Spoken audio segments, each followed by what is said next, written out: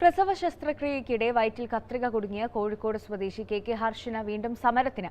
അടുത്ത ചൊവ്വാഴ്ച കളക്ടറേറ്റിന് മുൻപിൽ സത്യാഗ്രഹമിരിക്കും. സർക്കാർ നീതി നിഷേധം തുടരുന്നുവെന്ന് ഹർഷിന കുറ്റപ്പെടുത്തുകയാണ്.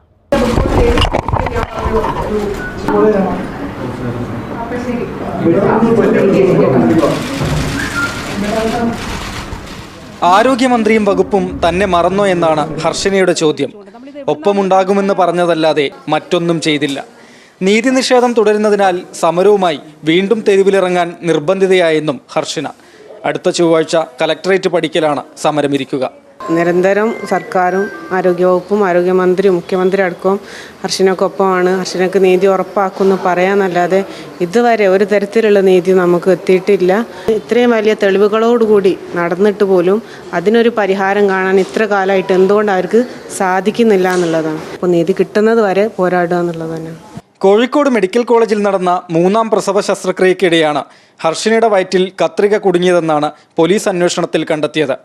മെഡിക്കൽ കോളേജിലെ 2 ഡോക്ടർമാരെയും 2 നഴ്സുമാരെയും പ്രതി ചേർത്ത് കുന്നമംഗലം കോടതിയിൽ കുറ്റപത്രം സമർപ്പിച്ചിരുന്നു. ഡോക്ടർമാർ ഹൈക്കോടതിയെ സമീപിച്ചതോടെ കീഴ്ക്കോടതിയുടെ വിചാരണ നടപടി ഹൈക്കോടതി സ്റ്റേ ചെയ്തു.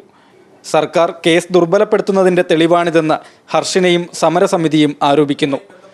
വയറ്റിൽ നിന്ന് കത്രിക നീക്കം ചെയ്തിട്ട് 3 വർഷം പിന്നിട്ടു. എങ്കിലും ആരോഗ്യ പ്രശ്നങ്ങൾ വിടാതെ പിന്തുടരുകയാണ് ഹർഷിനയെ. മാതൃഭൂമി ന്യൂസ്, കോഴിക്കോട്.